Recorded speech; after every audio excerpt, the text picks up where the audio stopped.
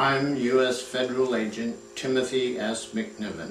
I have 35 years in service to the United States Defense Department, and my official U.S. government title is United States Defense Department Intelligence Investigative Office Supervisor to the Office of the Secretary of Defense, McNiven.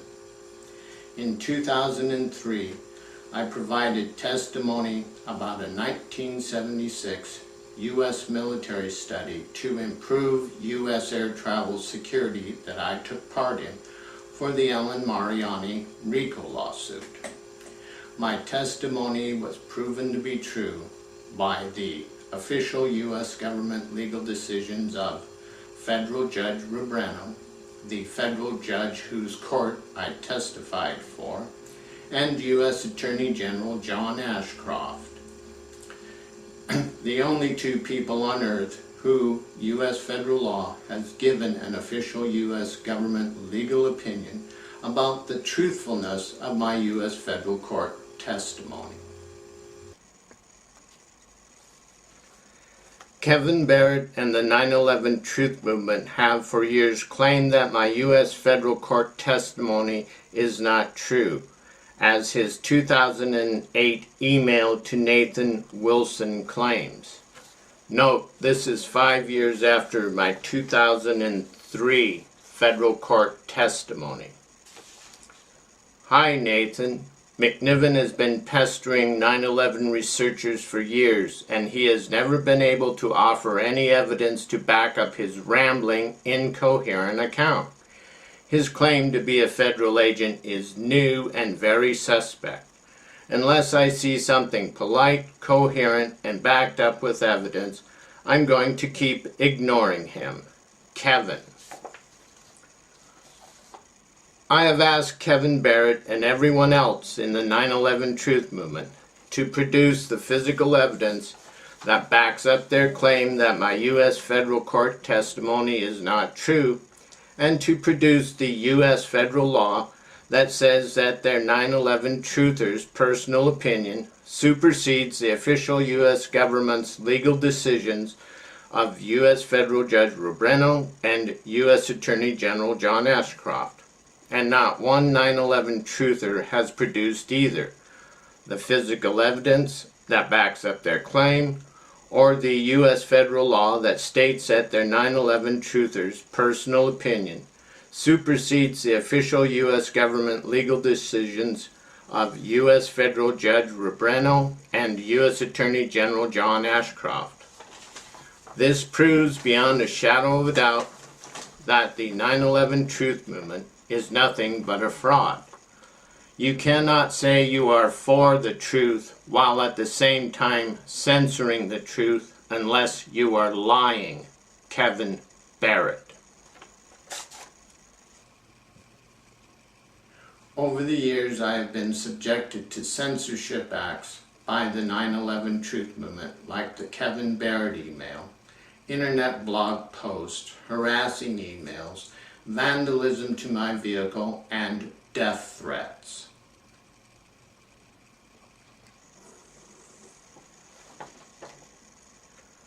Like this one from Chihaya from Australia.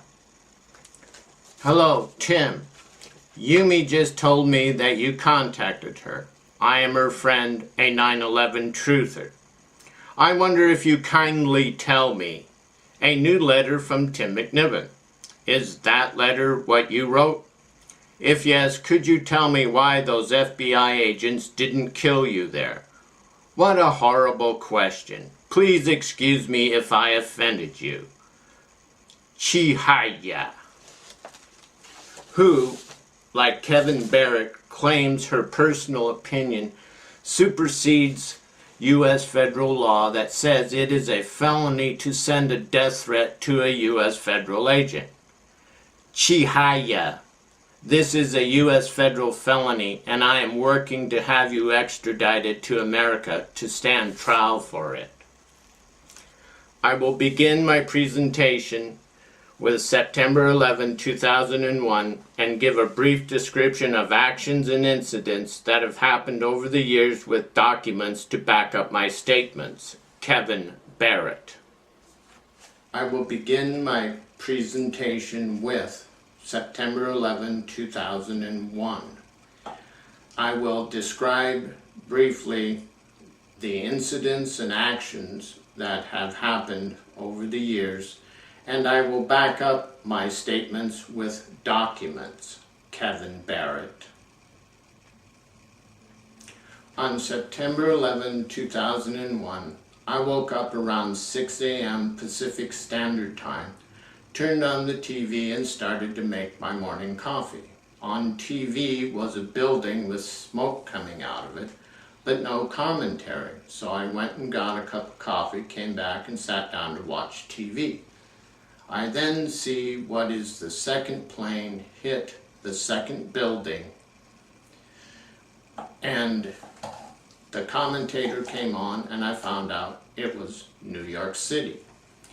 After about 30 minutes, I realized that I had just watched what we had discussed in the 1976 U.S. military study, and I became hysterical, yelling, "You bastards, you did it." And I was not referring to the yet-to-be-named 19 Arab terrorists, but the U.S. Congress. After about 2 weeks of being in shock, I contacted the FBI tip line with the 1976 U.S. military study information and received this confirmation email from the FBI. I have asked the 9/11 Truth Movement if there is anyone in the 9/11 Truth Movement who had given the FBI tip line any first-hand personal information about U.S. government prior knowledge within days of the 9/11 attack. Not one 9/11 truther answered that any 9/11 truther had submitted any personal first-hand information to the FBI following the September 11, 2001 attack. Yet the 9/11 Truth Movement has censored the physical fact that I did. Why, 9/11 truthers?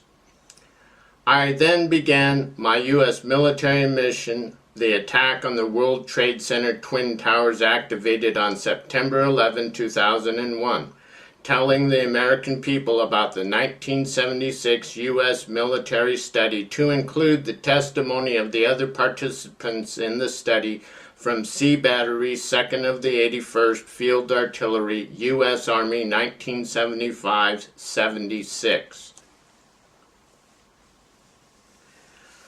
I began contacting media outlets with the 1976 U.S. military study information, and 99+% did not reply.